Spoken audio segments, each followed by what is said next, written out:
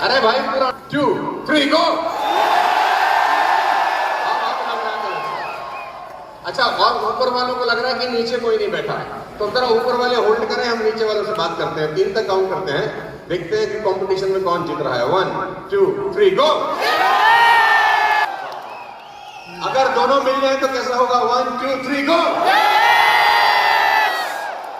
अब मुझे मजा आ रहा है, मेरे को भी जैसे वो कोई मिल गया, उसको धूप चाहिए थी ना, ये मेरी धूप है। डायरेक्ट सेलिंग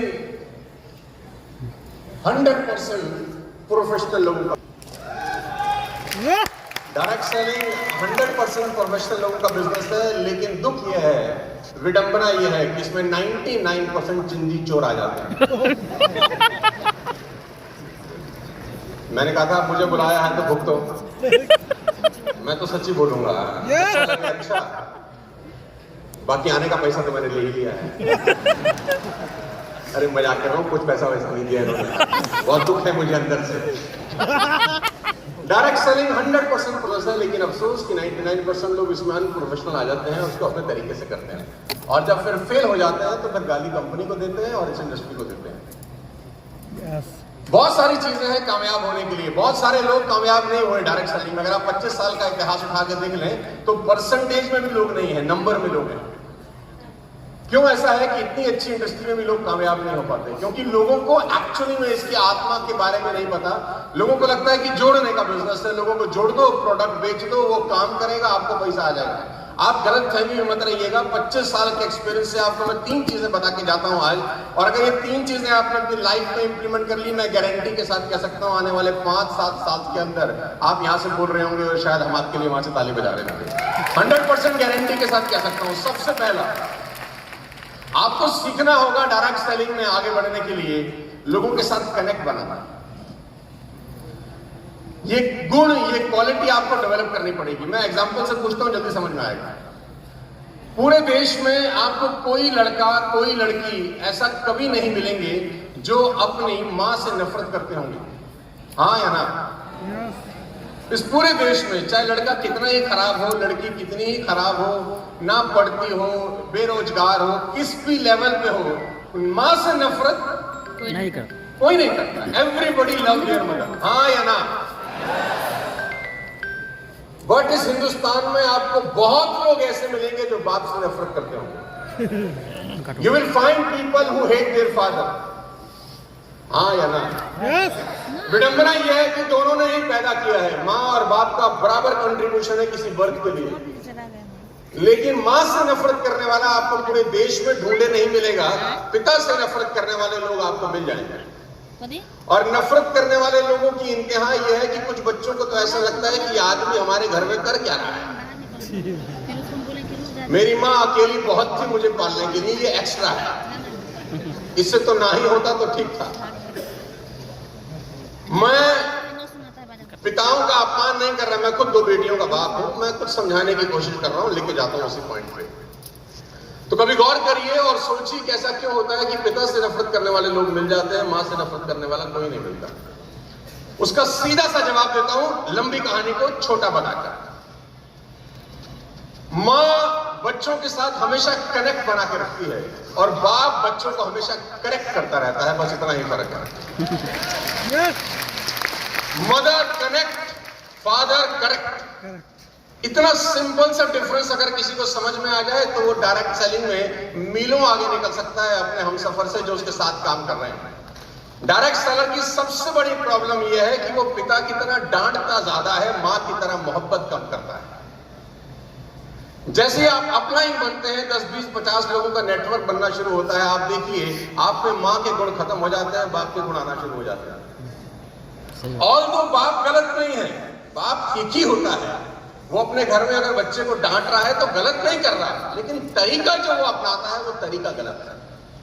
घर आते ही चिल्लाना शुरू करता है, तुझे ये नहीं पता, दुनिया बहुत खराब है, बाहर निकलेगा तो तुझे पता चलेगा, तेरे बाप ने कितनी मेहनत से पैसा कमाया है, तुझे क्या पता, तू तो घर बैठा रहता है, बाहर निकल दुनिया के। ऐसे ऐसे डायलॉग मारता है कि उसका बच्चा उससे कभी कनेक्ट ही नहीं हो पाता। ऑन द अदर हैंड माँ को देखिए तो माँ इस तरीके से परवरिश करती है कि उसको मिलने वाली डांट भी अपने ऊपर झेल लेती है। बाप डांटेगा, अगर उसको पता होता है माँ को, तो माँ बच्चे को अपने आंचल में छुपा लेती है कि मेरा पति इसको डांट ना दे। उसके अच्छे बुरे कर्मों पे भी पर्दा डालती है ताकि किसी भी तरीके से मेरा पति या कोई भी आजू बाजू वाला व्यक्ति मेरे बच्चे को हाथ ना लगा। तो माँ का जो प्यार अपने बच्चे के लिए है ना, वो बच्चे के साथ उसको ऐसा कनेक्शन बना देता है कि वो माँ के लिए मरने मिटने के लिए तैयार हो जाता है, लेकिन कभी वो मुंह से माँ के लिए गलत नहीं बोलता। ऑन द अदर हैंड, पिता के साथ वो कनेक्शन होता ही नहीं। बहुत सारे बच्चों का पिता कनेक्शन नहीं बनाता, सिर्फ करेक्ट करता है। तू ठीक नहीं है, ये नहीं है, वो नहीं है, डायलॉग बाजी मारता है। बाप गलत नहीं है, उसका तरीका गलत है। तो समझने की चीज ये है, एज अ अपलाइन आपको कनेक्शन बनाना सीखना होगा अपनी टीम के साथ। अगर आप कनेक्शन नहीं बना सके ना, आप कितने भी गुणवान क्यों ना हो, 10, 15, 20 साल क्यों ना आपने गुजार दिए हो, आपका बिजनेस में ग्रोथ नहीं होगा, क्योंकि लोग आते जाएंगे छोड़ते जाएंगे, आते जाएंगे छोड़ते जाएंगे। नया आएगा पुराना चला जाएगा, नया आएगा पुराना चला जाएगा। मैं बहुत लोगों को जानता हूं जिनको 10-10 साल हो गए नेटवर्क मार्केटिंग करते हुए, पे आउट सारा वहीं का वही है। इवन 2 साल जब था तब पे आउट ज्यादा था, 10 साल के बाद कम हो गया। जब नया नया उस कंपनी में आया था तो पहले साल का चेक ज्यादा था, 10 साल के बाद उसी कंपनी में चेक गिर गया। एक ही कारण है कि लोगों को अपने टीम के साथ कनेक्शन बनाना। और पिता की एक और तकलीफ है कि वो बार बार कहता है, तुझे 1000 बार समझा चुका हूं, तू समझता नहीं है। ये डायलॉग सुना आपने? yes. तुझे 1000 बार समझा चुका हूं, तू समझता नहीं है। और फिर गलती से एक और बात बोलता है, देख एक बार और समझा रहा हूं। तो बच्चा बोलता है, अरे गधे, 1000 बार में अगर मैं नहीं समझ रहा तो एटलीस्ट तू समझा कि ऐसे नहीं समझाते, कि तू समझ जा कि ऐसे नहीं समझा। ये सिस्टम काम नहीं करना। Connection is the most most most important key to build your direct selling business. आपकी टीम के जो नीचे के 4, 5, 7, 10 स्तंभ हैं आपकी टीम के जो कोर लीडर होते हैं ना, 5, 7, 10, 15, उसके साथ तो आपका ऐसा कनेक्शन होना चाहिए कि जिंदगी और मौत उनके साथ हो, बस खाना पीना सोना उनके साथ हो, उसके सपने आपके सपने हो, उसके दुख आपके दुख हो, उसकी तकलीफें आपकी तकलीफें हो। अगर आपकी टीम के ऊपर के 8-10 लोगों के साथ आपका कनेक्शन सॉलिड है, दुनिया की कोई ताकत आपको पैसा कमाने से नहीं रोक सकती। कागज पे लिख के दे सकता हूं आपको। और अगर आपकी बॉन्डिंग ऊपर के 8-10 लोगों के साथ अच्छी नहीं है, आपकी टीम में कितने ही खुराफाती लोग आ जाए, काम होता नहीं। क्योंकि देखा देखी ही बिजनेस होता है डायरेक्ट सेलिंग का। जो टीम देखती है वैसा करती है। जब नीचे की टीम देखती है ना कि ऊपर के 6 लोगों का बॉन्ड बहुत अच्छा है, तो नीचे वाले लोग उसको डुप्लीकेट करना शुरू करते हैं कि देखो हमको भी वैसी बॉन्डिंग बनानी है। उनके नीचे वाले लोग भी वैसे डुप्लीकेट करते हैं कि अपने को भी वैसी बॉन्डिंग बनानी है। तो ऊपर से नीचे का स्ट्रक्चर इतना गुथा हुआ होता है आपस में कि लीकेज ही नहीं होती कभी ना कभी। लेकिन अगर बॉन्डिंग ऊपर से खराब है तो टीम कभी भी चलती नहीं है। कनेक्शन बनाना सीखिए, क्योंकि आपकी स्क्रीन के ऊपर जो मैंने फोटोग्राफ लगाया है ना, ये बड़ा इंपॉर्टेंट फोटोग्राफ है डायरेक्ट सेलिंग के लिए।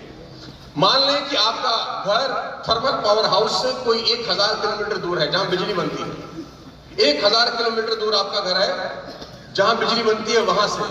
लेकिन जैसे ही आप अपने घर का स्विच ऑन करते हैं, खट से लाइट जल जाती है। अगर घर 1000 किलोमीटर दूर भी क्यों ना हो जहां बिजली बन रही है, हाँ या ना? yes. आपका घर थर्मल पावर हाउस के बिल्कुल बगल वाला ही क्यों ना हो, अगर कनेक्शन नहीं है तो लाइट नहीं जलेगी। yes. आपका अपना घर है जहां बिजली बन रही है, लेकिन आपकी तार ही कनेक्ट नहीं है। कनेक्शन मोस्ट इंपॉर्टेंट की इन डायरेक्ट सेलिंग बिजनेस। बात समझ में आ रही है तो बोलो हाँ। क्योंकि मेरा ऐसा बिलीव है पिछले 25 का कि अकेला चना पॉसिबल ही नहीं है। डायरेक्ट सेलिंग अकेले काम करने का काम नहीं है ही नहीं। आप अकेला कितना प्लान दिखा देंगे, 10 घंटे से ऊपर आप काम नहीं कर सकते। जैसे जैसे उम्र बढ़ेगी, शरीर की मेहनत का करने का जो ताकत है वो ऑटोमेटिक कम हो जाएगी। आप रोक नहीं सकते, हमारे पिता कोई नहीं रोक सकता। तो टीम ही चाहिए एक्चुअली में जो नेटवर्क बिल्ड करती है। और टीम तब बिल्ड करती है जब उसकी बॉन्डिंग होती है उसके अपलाइन के साथ। पहली बात, टीम वर्क में आपको मैं 2-3 चीजें बता देता हूं, आपके काम की है। सुनना चाहते हैं तो बोले हाँ। yes. मैं तो कभी कभी, अभी तो मैं डायरेक्ट से दूर हो गया, मेरे पास थोड़ा सा समय कम रहता है, तो पार्ट टाइम में ही कर रहा हूँ। आपसे काहे को झूठ बोलूं, तो कभी कभी तो मेरा मन था कि मैं डायरेक्ट सेलिंग छोड़ के वापस अपना जो कॉर्पोरेट है उसको और फुल फ्लेज बढ़ाना शुरू करूं। मैं तो डायरेक्ट सेलिंग छोड़ना चाहता हूं, डायरेक्ट सेलिंग मुझे नहीं छोड़ पा रही, तो वो मैं छोड़ता हूँ, फिर पकड़ लेती है मुझे। तो आज फिर 6th मीट में फिर पकड़ के ले आई पटना। तो अभी मैं रास्ते में भी कुछ लोगों से बात कर रहा था, तो मुझे लग रहा था कि यार डायरेक्ट सेलिंग इतनी पाक साफ बिजनेस है, और तू 25 साल के बाद अगर तू उन लोगों को वो दे ना सका जिसकी वजह से तेरी लाइफ चेंज होगी, तो फिर करने का कोई फायदा नहीं। कुछ ना कुछ ऐसा देना चाहिए कि लोगों का लाइफ चेंज हो जाए। तो कोशिश करता हूं आज कुछ 15-20 मिनट में आपको बता दूं। दूसरी चीज आपको बताऊंगा, और वो है टीम वर्क। Team work. ये टीम वर्क के ऊपर आपने अपने अपलाइन से बहुत सारी कहानियां सुनी होंगी,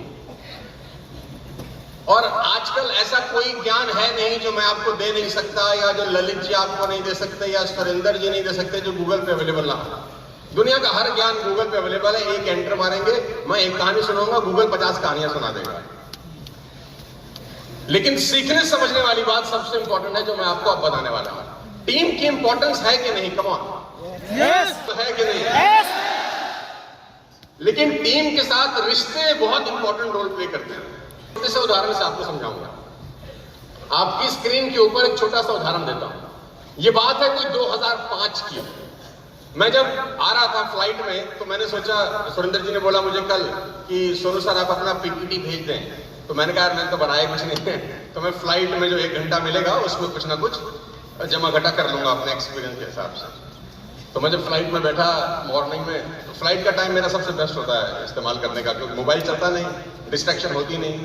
तो मैं सोच रहा था क्या बताऊं वहां के लोगों को, तो बोलूंगा यार वो बताऊंगा जो सबसे इंपॉर्टेंट होगा, और वो है टीम वर्क। इससे अच्छा कोई चीज ही नहीं किया। तो 2005 के अंदर ऑस्ट्रेलिया की जो टीम थी वो अनडिफीटेबल थी। आप में से कितने लोग क्रिकेट खेलने देखने के शौकीन हैं? तो जल्दी समझ में आएगा। 2005 Lalit ji, Australia was unbeatable. Ricky Ponting की कप्तानी थी, 2-3 वर्ल्ड कप जीत चुके थे। उनको लगता था कि अब हमको दुनिया में कोई, मतलब ऑस्ट्रेलिया जाने का मतलब था कि आप बुरी तरह से हार के, मैं ठीक कह रहा हूं? यस। चाहे कोई भी टीम ऑस्ट्रेलिया गई, उन्होंने उसको धो के वापस। तो 2005 के टॉप पे ऑस्ट्रेलिया टीम का जो शबाब था वो बिल्कुल पीक पे था। उन्होंने कहा यार कुछ नया करते हैं।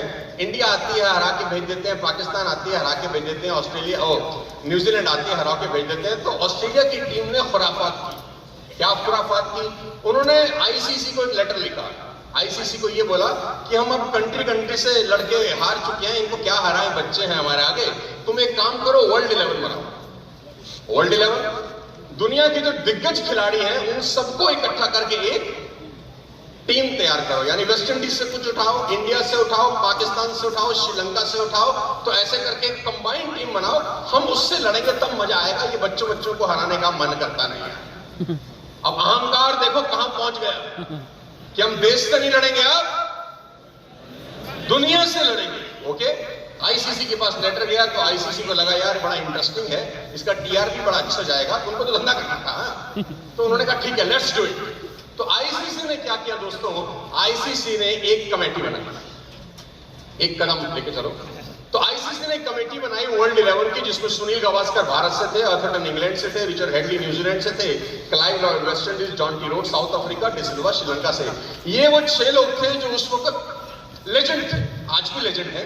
तो इनकी एक कमेटी बनाई। कमेटी क्या करेगी? टीम सिलेक्ट करेगी कि तुम पूरी दुनिया के जो दिग्गज लोग हैं उनको छांटो और एक वर्ल्ड 11 बनाओ, जिससे ऑस्ट्रेलिया की टीम आपस में मुकाबला करेगी। तो 3 महीने की रिसर्च के बाद आईसीसी वर्ल्ड 11 ने टीम दिखाई कि ये टीम है जो ऑस्ट्रेलिया से टक्कर करेगी, और वो टीम थी कुछ इस तरीके की।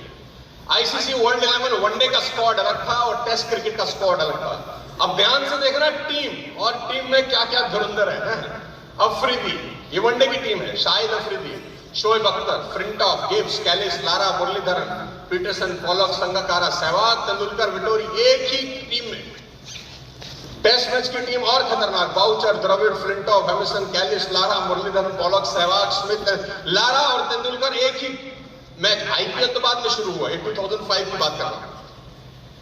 अब ये टीम ऐसी थी जो दुनिया की किसी भी टीम को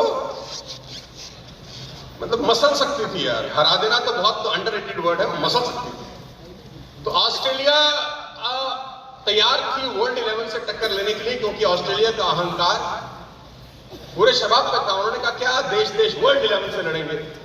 लेडीज एंड जेंटलमैन, याद करिएगा, मैं आपको सिखा रहा हूं team work, the power of team work in direct selling business.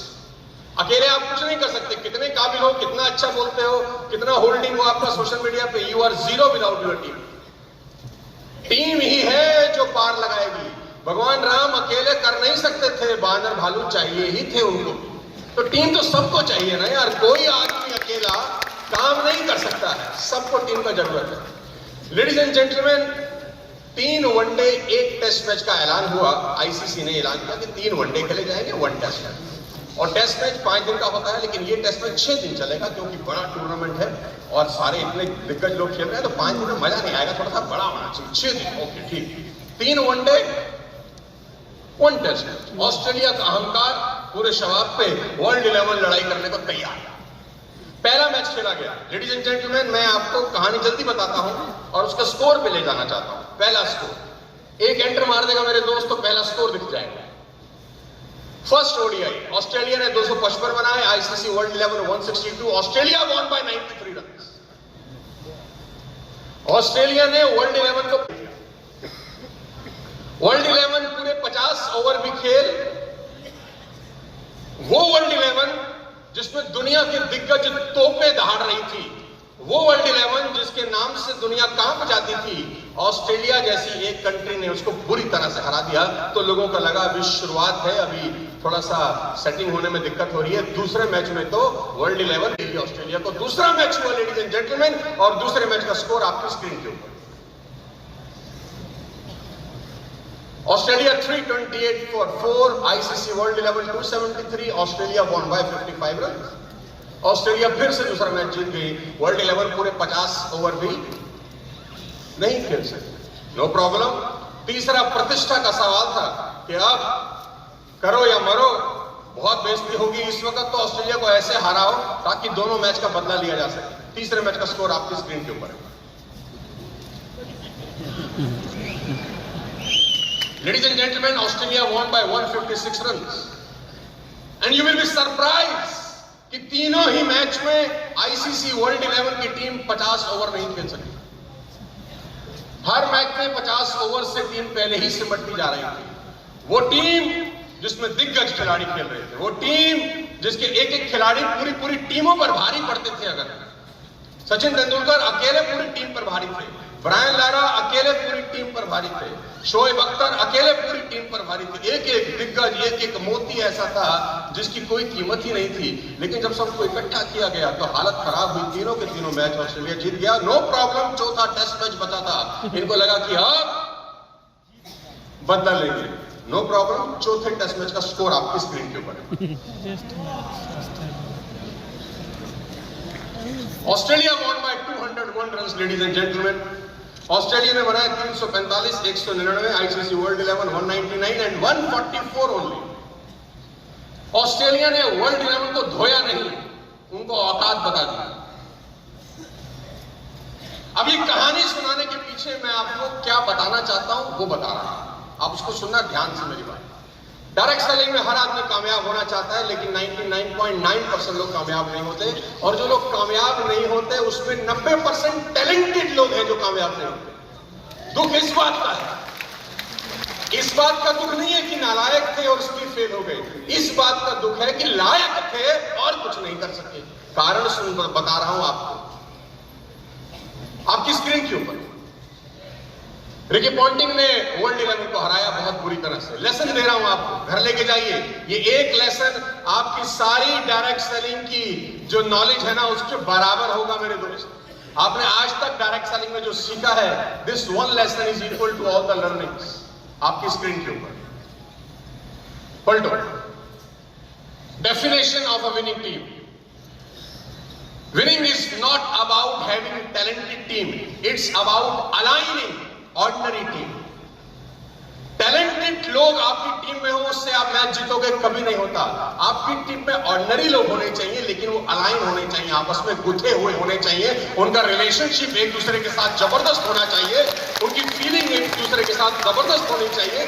Talent का कोई मतलब ही नहीं है इस पूरे देश में। मैं 25 साल से घूम रहा हूं, मेरे दोस्त दुनिया की टॉप मोस्ट ऑर्गेनाइजेशन के साथ काम करता हूं, उन कंपनी के साथ काम करता हूं जो 30,000 40,000 करोड़ का बिजनेस कर रही हैं, और मैं उनके बोर्ड रूम में बैठ के उनको कंसल्ट करता हूं कि और धंधा कैसे बढ़ाया जा सकता है। मैंने ये नोटिस किया है पिछले 10 साल में कि जितने भी लोगों ने बड़े बड़े एम्पायर सेट किए हैं, ऑर्डिनरी लोग 100% ऑर्डिनरी लोग हैं, लेकिन उनकी जो ऊपर की 20-25 लोगों का टीम है ना, इतनी खतरनाक बॉन्डिंग है कि आंख के इशारे से समझते हैं कि सामने वाले को क्या चाहिए। और टैलेंटेड लोग सड़कों पे धक्के खा रहे हैं, क्योंकि टैलेंटेड लोगों की सबसे बड़ी दिक्कत क्या है, वो सिस्टम का हिस्सा नहीं बनना चाहते। उनको अहंकार गुरूर रहता है कि हम सिस्टम के हिसाब से नहीं चलेंगे, हम तो हम हैं, बाकी पानी कम है, हमें मत बताओ क्या होता है, हमने दुनिया देखी है, हमारे बाल यूं ही धूप में सफेद नहीं हुए। ऐसे ऐसे डायलॉग उनके पास होलसेल में है। लेडीज एंड जेंटलमैन, डायलॉग से कुछ नहीं होता अगर आपके बैंक में पैसा ही ना हो। और मेरा ऐसा मानना है कि आपकी नॉलेज जब तक आपके बैलेंस शीट पर रिफ्लेक्ट नहीं करती तो वो लायबिलिटी है, असर कभी नहीं होती। आपकी नॉलेज अगर आपके बैंक अकाउंट में रिफ्लेक्ट ही नहीं कर रही तो वो कूड़ा है, उसको तुरंत जला देना चाहिए और कहीं और से बढ़िया ले लेनी चाहिए। आपकी नॉलेज, आपका ज्ञान आपको पैसा ही कमा के नहीं दे रहा, आपको गाड़ी ही नहीं दे रहा, आपको लग्जरी लाइफ ही नहीं दे रहा, तो उस गान का अचार डालना है क्या? उसको फेंकना है, नया लेना है, नया गैदर करना है, नया पेज लिखना है, नया भरना है। टैलेंटेड लोग नहीं चाहिए आपको टीम में। ऐसा मत सोचना कि मेरी टीम में ये लड़का आया बड़ा टैलेंटेड है, जीरो हो जाएगा अगर सिस्टम खराब है। अच्छा सा अच्छा बीज भी सही मिट्टी ना मिलने के कारण मर जाता है।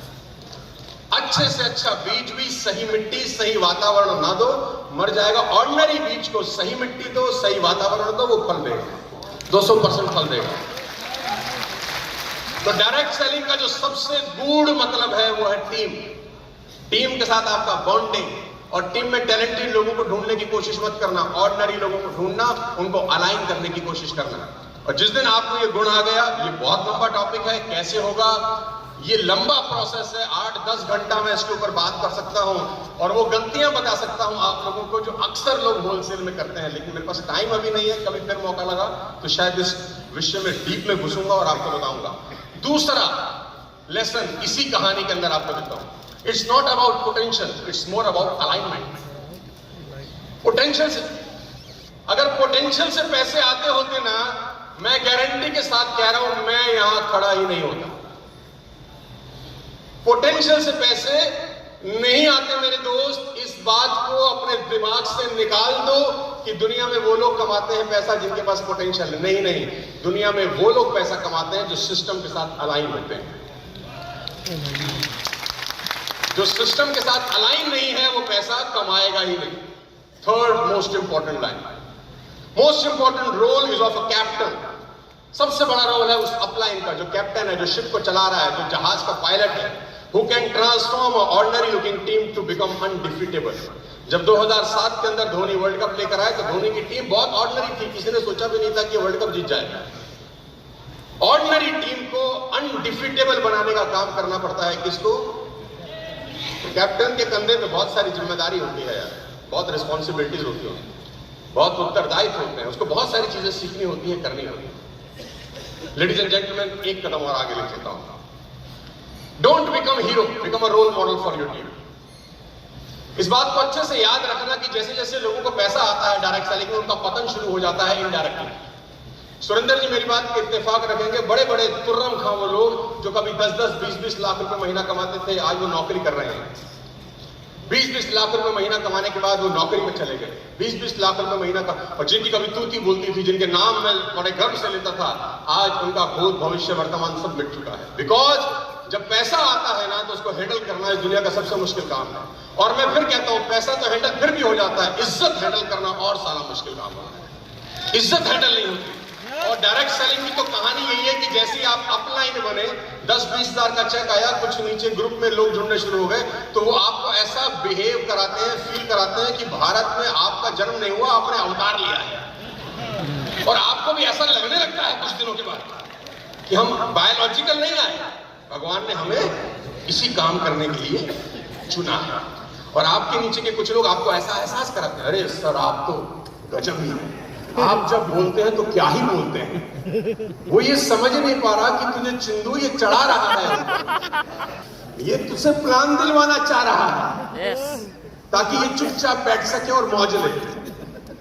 तो वो एक समय के बाद, पैसा कमाने के बाद भूल जाता है कि इस बिजनेस में उसका काम हीरो बनने का नहीं है, उसका काम रोल मॉडल बनने का है। दोनों में जमीन और आसमान का फर्क है। हीरो बनने में और रोल मॉडल बनने में फर्क है। लोग भूल जाते हैं उनका काम क्या है। मैं उदाहरण देकर समझाता हूं। एक आदमी स्टेशन पे सर पे बोरा लिए, हाथ में 2 कंधे पे बैग लिए जा रहा है। ट्रेन ने सीटी मारी, ऊपर सर के ऊपर कुछ रखा है उसने और शोल्डर के ऊपर 2 बैग हैं, भार है बहुत। ट्रेन ने सीटी मारी, उसको लगा छूट जाएगी, भागना शुरू किया उसने और भागना शुरू किया और भागना शुरू किया। ट्रेन ने भी अपनी रफ्तार पकड़ ली। तो ट्रेन के गेट के ऊपर एक आदमी खड़ा था। उसने लगा यार कि आदमी देखो कितना मेहनती है, बेचारा ट्रेन पकड़ने की कोशिश कर रहा है, मुझे उसकी हेल्प करनी चाहिए। तो वो भाग रहा था, ट्रेन भी भाग रही थी। तो ट्रेन के गेट से उसने बोला, आजा बहादुर राजा, बहादुर। बहादुर था, 2 कंधे सर पे और एक सर पे, भागा भागा, बहादुर आजा। वो भागे जा रहा, बहादुर आजा, बहादुर आजा। बहादुर का हाथ पकड़ा और ट्रेन के खींच लिया। बैठा, पानी मांग रहा है भाई साहब, ठीक हो? रोने लगा। तो बोला रोता क्यों है? बोला मैं ट्रेन पे चढ़ना ही नहीं चाहता था।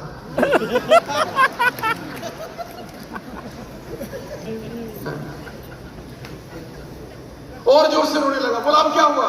बोला जिसको चढ़ाने आया था वो तो टूट गया। तो बोला उल्लू के पट्टे पे ट्रेन में चढ़ा क्यों? तो बोला आदमी ने कहा आजा बहादुर, आजा बहादुर, आजा बहादुर, बहादुर। मैं बहादुर बन गया और वो करने लग गया जो मुझे करना।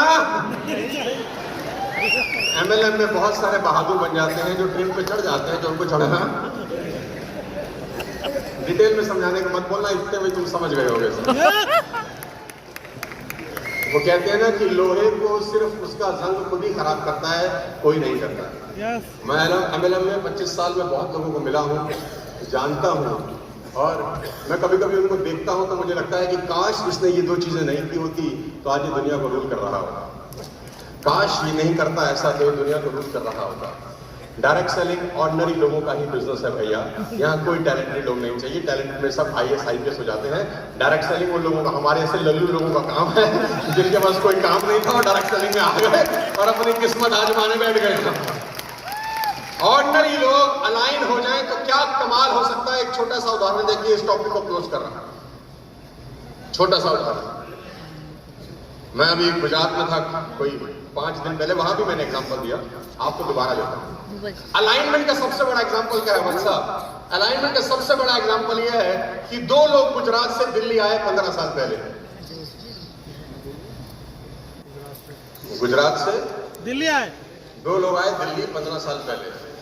साला जा ही नहीं रहे, फेविकॉल की तरह चिपके हुए हैं, और मुझे लगता है अगले 5000 साल जाने वाले भी नहीं है। See the power of alignment. When only 2 people are aligned, they can rule the world. सिर्फ 2 लोग, ऐसा नहीं है कि वो जितने टैलेंटेड है उतना टैलेंट हिंदुस्तान में किसी के पास नहीं होगा।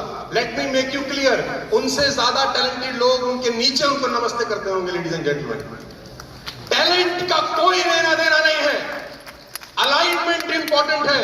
अगर 2 लोग अलाइन हो जाएं तो पूरे देश को रूल कर सकते हैं। मेरे दोस्त, आपकी टीम में अगर 8-10 लोग अलाइन हो जाएं तो क्या नहीं कर सकते यार। Alignment, it's all about alignment, it's not about talent. Emotion नहीं है, टैलेंट नहीं है तो खुशकिस्मत हो। भगवान को धन्यवाद देना कि कोई टैलेंट नहीं है, सिस्टम से चलना पड़ेगा। टैलेंटेड लोगों में यही तो गुमान होता है कि हमको सिस्टम से चलने की क्या जरूरत है। थर्ड लास्ट ऑफ टुडे, आज इतना ही बताऊंगा, फिर कभी डायरेक्ट सेलिंग का मौका मिला तो डिटेल में समझाऊंगा। बड़े सारे लोग मुझे बोलते हैं कि आप डायरेक्ट सेलिंग तो बोलते नहीं। आजकल थोड़ा बहुत ही टाइम कम मिलता है आजकल हमारे को, थोड़ा पैसे कमाने में लग गए हैं ज्यादा। पैसा आदमी से क्या ना कराए। भगवान तेरा भला करे, तेरा ब्याह हो अच्छे से, 2-4 हो जाएं। ब्राह्मण को पानी पिलाया, ईश्वर तुझे प्रसन्न रखे। अभी चरणामृत हो गया है, छिटका मार देना। अरे मजाक कर रहा हूँ, मार दीजिए। Third, this is the most important learning of any direct seller. Number 1, I teach you how to make a great connection. Number 2, I teach you the power of aligned team. Number 3, commitment. This is the extremely important quality for any leaders, not even in direct selling, but everywhere you go. Commitment build trust. कितने लोग believe करते हैं इस बात पर? इस दुनिया का सबसे बड़ा झूठ यही है। Commitment does not build trust ladies and gentleman. एक एंटर मारोगे तो अगली लाइन आएगी, honouring your commitment build trust. Commitment कहां से ट्रस्ट बिल्ड करती है? कमिटमेंट तो हम होलसेल में रोज कर रहे हैं। कमिटमेंट को ऑनर करना सबसे बड़ा इंपॉर्टेंट काम है, जिससे ट्रस्ट बिल्डिंग होती है। और मैं फिर आपको बता दूं, मेरे 25 साल के एक्सपीरियंस में से कोई एक क्वालिटी अगर आप ले जाए ना, तो वो ये है कि अगर आपकी टीम आप पे ट्रस्ट नहीं करेगी, आप कितने ही महान क्यों ना हो, आपको पैसा आएगा ही नहीं। आपकी टीम को आप पे ट्रस्ट होना चाहिए, आपकी टीम पर आपको भरोसा होना चाहिए कि ये जो हमारा लीडर है ना, ये बकैत नहीं है। मैं डायरेक्ट सेलिंग में बहुत सारे बकैत लोगों को मिलता हूं, जिनके पास सिर्फ डायलॉग है, सिर्फ डायलॉग है। खुद ही को कर बुलंद इतना कि हर तदबीर से पहले खुदा बंदे से खुद पूछे। अबे क्यों पूछे खुदा तुझसे हरामखोर? साले कहता कुछ है, करता कुछ है, होता कुछ है, तू ही रह गया खुदा के पास। Ladies and gentleman, commitment build trust. This is the false statement. Commitment trust build नहीं करता। कमिट तो आप रोज कर देंगे किसी को कुछ ना कुछ, लेकिन कमिटमेंट पूरी कर रहे हैं कि नहीं कर रहे, that's build trust. Let me give you an example. आप में से कितने लोग ऐसे हैं जो सुबह कभी ना कभी अलार्म लगा के उठते हैं? Come on, most of us, right? में जाना है, आपका कोई ट्रेनिंग प्रोग्राम है या कोई भी आपकी अपॉइंटमेंट्स हैं, आपका कोई कमिटमेंट है, आपने अलार्म लगाया 6 बजे का, अलार्म बजा, यू वेक अप। और टेक्नोलॉजी ने हमें एक बहुत अच्छा फीचर दिया है, snooze. You snooze, you snap again. तुम फिर से मृत्यु शैया को प्राप्त हो गए। फिर आंख खुलती है कोई 6:40 पे दूसरी बार, और अंदर का आदमी जागता है, जाग जाग जाग। वो अपना ही ने बुलाया है ट्रेनिंग के लिए, वो प्लान पे जाना है, फॉलोअप पे जाना है, दुनिया भर के अंदर की चीजें जागती है। जा जा जा 6:40 हो चुके हैं, 6 बजे का अलार्म लगा था। जब सारी बात आती है फिर मन करता है उठ उठ उठ, wake up wake up wake up, getup getup getup. अचानक ध्यान आता है जो रात को आया वो तो बहुत लेट है।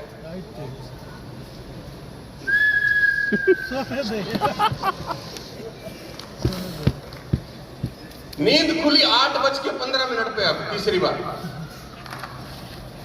फिर अंदर का इंसान जागता है, wake up wake up, getup getup getup, जाना है। और आपने बड़ी हिम्मत से अपने आप को उठाया, मोबाइल देखा 8:15। आपने एक किताब 12 साल पहले पढ़ी थी कि आदमी को कम से कम 8 घंटा तो सोना ही चाहिए। वो साला किताब भी उसी वक्त याद आती है और तुम्हारा पार्थिव शरीर फिर से सो जाता है। ऐसा हुआ है तो बोल दो हाँ।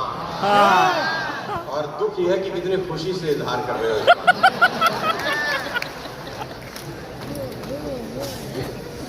ऊपर से अगर आप देखो तो बड़ी नॉर्मल और ऑर्डिनरी बात आपको नजर आएगी, ऑर्डिनरी से लगेगी क्या होगा, लेकिन मेरे पॉइंट ऑफ व्यू से सोचो तो आपका दिमाग आपके साथ खेल रहा है और इतना साइलेंटली हो रहा है कि आपको पता भी नहीं चल रहा और समझ भी नहीं आ रहा कि हो क्या गया आपको। इतना साइलेंटली हो रहा है कि आपको पता नहीं चल रहा है। दुनिया को कमिटमेंट करना दूसरी बात है, खुद की कमिटमेंट ऑनर करना सबसे बड़ी बात होती है। सबसे पहले दुनिया की कमिटमेंट तो क्या खास ऑनर करेंगे जब खुद की कमिटमेंट ऑनर नहीं करते। मैं बहुत सारे डायरेक्ट सेलर को जानता हूं, मेरी टीम में बहुत सारे लोग हैं। जब सबसे आसान काम क्या होता है डायरेक्ट सेलिंग में? सबसे काम आसान होता है बोर्ड रूम में बैठो और इस महीने का टारगेट लिखवाओ। सबसे आसान काम है टारगेट लिखना। तो आपकी टीम फटाफट आपको टारगेट बताएगी कि इस महीने सर आप देखना शक्तिमान आया मेरे अंदर, ये कर दूंगा, इस महीने ये कर दूंगा। सबसे आसान काम होता है डायरी पेन के ऊपर टारगेट लिख लेना। प्रॉब्लम ये नहीं है, प्रॉब्लम ये है कि 99.9% लोग उस टारगेट को कभी जिंदगी में अचीव और अचीव नहीं करते। इस बात की तकलीफ नहीं है मुझे, तकलीफ इस बात की है कि उन कम वक्तों को कोई दुख नहीं है कि उन्होंने अपनी कमिटमेंट ब्रेक करी। कोई दुख नहीं है, अगले महीने फिर मुंह उठा के टारगेट देते हैं, इस बार तो पक्का कर देते हैं। Your mind is playing games with you ladies and gentleman. आप ध्यान से सुनना जो मैं बताने जा रहा हूं, फिर क्लोज करता हूं, मेरा भी जहाज है। बहुत ध्यान से सुनना जो बता रहा हूं। डिसिप्लिन का मतलब कहीं राइट टाइम पे पहुंचना नहीं होता। डिसिप्लिन का मतलब होता है making an commitment and honouring a commitment is called discipline. क्या आपने कमिटमेंट किया और उसको ऑनर किया, इसी को बोलते हैं डिसिप्लिन। क्योंकि जब आप रोज कमिटमेंट ब्रेक करते हो ना खुद से, तो एक समय ऐसा आता है 3 से 5 से 7 साल 10 साल के बाद, जब आपका मन आप पे ही भरोसा नहीं करता किसी भी कमिटमेंट का। जिस दिन आप अपने लीडर को बताते हो ना कि इस महीने में चेक बनाऊंगा 50,000 का या 1 लाख का या 2 लाख का, तुम्हारा अपना मन तुम्हारे सामने प्रतिबिंब की तरह खड़ा हो जाता है, तू बनाएगा हरामखोर। सुबह 6 बजे उठने का छोटा सा वादा जो अपने आप से पूरा नहीं कर सका, वो क्या मर्सिडीज, BMW, ऑडी, जैगुआर जैसी गाड़ी देगा। सुबह उठने का वादा तुझे पूरा करना था, तुझे कोई रोक नहीं रहा था, कोई ऑब्स्टेकल नहीं था, तुझे कहीं प्लान दिखा के पैसा नहीं उठाना था, तुझे फॉलोअप करके किसी से मिलना नहीं था। सारी जिम्मेदारी तेरी थी। जब अकेला तू ही अपने कंट्रोल में नहीं है तो ये दुनिया तेरे कंट्रोल में कभी आ नहीं सकती यार। ये माइंड अंदर अंदर से बोलता है। Ladies and gentleman, from the last 15 years I am travelling like anything. मैं एक दिन में 3 और एक दिन ऐसा भी आया कि मैंने 4 एयरपोर्ट एक दिन में देखे। Can you believe it? 4 airports in 1 day. आज तक पिछले करीब 15 साल से ट्रेवलिंग लाइक एनीथिंग। जिंदगी में आज तक दावे के साथ कह सकता हूं, भगवान के नीचे खड़ा होकर 1 मिनट भी लेट नहीं पहुंचा हूं कहीं। The time I committed. और ये वादा किसी को दिखाने के लिए नहीं है, ये अपनी नजरों में महान बनने का तरीका है मेरा। और जो आदमी अपनी नजरों में महान नहीं बन सकता, दुनिया की नजर में महान बन ही नहीं सकता, पॉसिबल ही नहीं है, हो ही नहीं सकता। जो खुद की इज्जत नहीं कर पाएगा, दुनिया उसकी इज्जत क्या करेगी मेरे दोस्त। तो एक बात याद रखना, आप अपनी टीम में जो कमिट करते हो, do it at any cost. Either don't commit, नहीं कर सकते मत करना, क्योंकि आपकी टीम में आपकी छवि सबसे इंपॉर्टेंट है दोस्त। यहां कोई दुकान नहीं है, आप ही दुकान हो। यहां कोई शोरूम नहीं है, आप ही शोरूम हो। यहां पे कोई 10-20 हजार लोगों का स्टाफ आपके लिए काम नहीं करता, आप ही अपना स्टाफ हो। आपकी टीम कोई कंपनी को नहीं देखती, वो आपको देखती है। आप भी उसके लिए कंपनी हो, आप भी उसके लिए सब कुछ हो। अगर आप नीचे गिरे तो वो नीचे गिर जाता है, चाहे कितनी ही महान कंपनी में क्यों ना काम कर रहे हो। कैरेक्टर बहुत इंपॉर्टेंट है मेरे दोस्त, संभाल के रखना इसको, और ट्रस्ट जरूर पूरा करना। छोटी सी बात बोल रहा हूं, कमिटमेंट करना और उसको पूरा करना बस सिंपल तरीका है। तुमने अपनी माँ को वादा किया कि माता जी सवेरे 6 बजे आपको मंदिर लेके जाऊंगा, छोटा सा वादा। Do it at any cost. तुमने अपनी बेटी को वादा किया कि शाम को 5 बजे घर आऊंगा ना बेटिया, तो चॉकलेट लेकर आऊंगा। Do it at any cost. तुमने अपनी टीम के लड़के को वादा किया कि 5 बजे होम मीटिंग करेंगे उसके घर जाके। Do it at any cost, चाहे वहां पर एक भी बंदा अवेलेबल ना हो। आपका वादा किया गया आपकी टीम की नजर में आपको महान तो बनाता ही है, आपकी नजर में भी आपको महान बनाना शुरू करता है। और देखिएगा, 1 साल तक अगर आप ऐसा कर सके, भगवान रहा अगर मेरी उम्र रही और अगली बार मुझे आने का मौका मिला, मैं गारंटी के साथ कह सकता हूं कि आप अपने अंदर ही एक नए आप को पाएंगे। 100% गारंटी है कि सिर्फ ये करके देख लेना। वादा करना और वादे को पूरा करना। डिसिप्लिन सबसे इंपॉर्टेंट है। और जो आदमी डिसिप्लिन नहीं है लाइफ में, वो जिंदगी में कितना ही महान क्यों ना हो, टैलेंटेड क्यों ना हो, अच्छी कंपनी में क्यों ना हो, कुछ नहीं कर सकता। आप में से कितने लोग ऐसे हैं जो कभी एयरपोर्ट गए हैं? बहुत सारे लोग गए। डिसिप्लिन का मतलब क्या होता है? पे सीआरपीएफ का आदमी हाथ में एक लीश लेकर कुत्ते को घुमा रहा होता है। देखा है आपने कभी ये वाक्य? सीआरपीएफ का आदमी के हाथ में एक लीश होती है, कुत्ता बंधा होता है और कुत्ता आगे आगे चल रहा होता है, ये पीछे पीछे चल रहा होता है।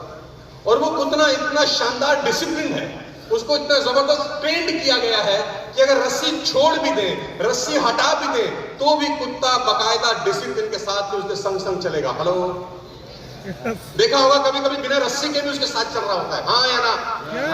Because the dog was so discipline. अपने गली के कुत्ते को एक बार ले जाओ एयरपोर्ट,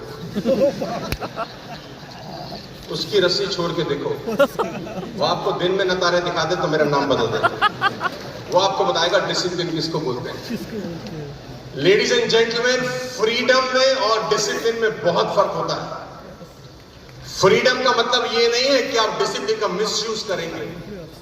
फ्रीडम का मतलब ये है कि जो फ्रीडम आपको मिली है वो पूरा का पूरा इस्तेमाल करेंगे अपनी लाइफ को अच्छा करने के लिए। पर हमारे देश में फ्रीडम की सबसे बड़ी प्रॉब्लम है। 200 साल की लड़ाई के बाद आजादी मिली, कहीं मर्जी थूक दो, कहीं मर्जी मूत दो, बाप का राज है, कोई पूछता तो है नहीं।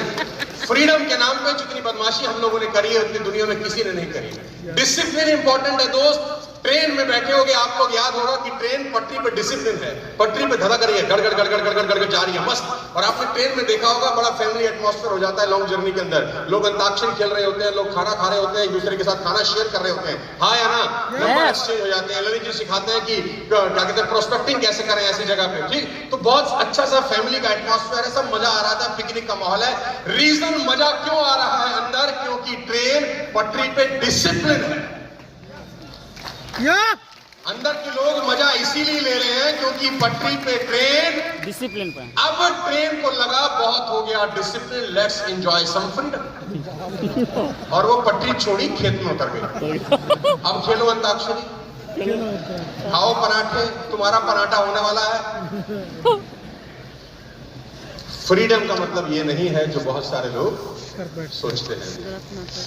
At the end of the story, a kite is disciplined by the thread. धागे से डिसिप्लिन है। धागे वाला इधर घुमाता है तो उधर जाती है, उधर घुमाता है तो उधर जाती है। कभी कभी काइट को लगता है कि ये धागा ही अवरोध है ऊपर उड़ने के, धागे की वजह से ऊपर नहीं उड़ पा रहे।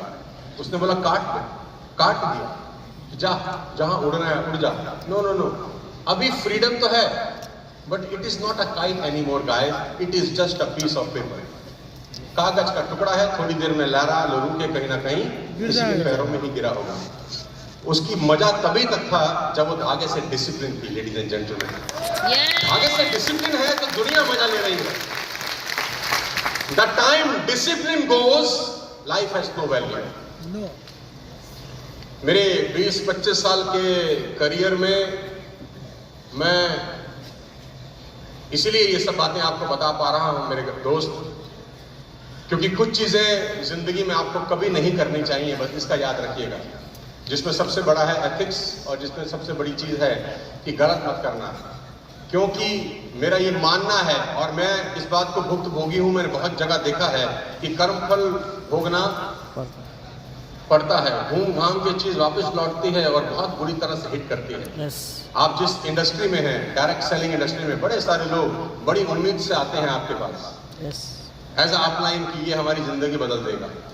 बड़े सारे लोग बड़ी उम्मीद से आते हैं, आपको 10,000 रुपया जब देते हैं, 5,000 रुपया जब देते हैं, बहुत सारे लोग चूड़ी बेच के देते होंगे, बहुत सारे लोग गहना बेच के देते होंगे, बहुत सारे लोग बच्चे की गुल्लक तोड़ के बेच देते होंगे। न जाने कैसे कैसे लोग बड़ी आस उम्मीद से आपके पास आते हैं। बस एक बात याद रखना कि आने वाला भविष्य में आप डायरेक्ट सेलिंग की इमेज अच्छे करने वाले इंसान के रूप में जाने चाहिए, खराब करने वाले इंसान के रूप में नहीं जाने चाहिए। चॉइस है आपके पास। जब डायरेक्ट सेलिंग का इतिहास लिखा जाए कि ये कुछ पागल लोग थे जिन्होंने अपना तन मन धन अपना जीवन लगाया ताकि डायरेक्ट सेलिंग की इमेज अच्छी हो सके। खराब तो बहुत नालायक करके जा ही चुके हैं। मेरी बहुत बहुत बधाई, आप सबको बहुत बहुत शुभकामनाएं। ईश्वर ने चाहा तो फिर आपसे कभी जिंदगी में दोबारा मुलाकात होगी। बहुत बहुत शुक्रिया। Thank you so much sir. Thank you so much. God bless you all.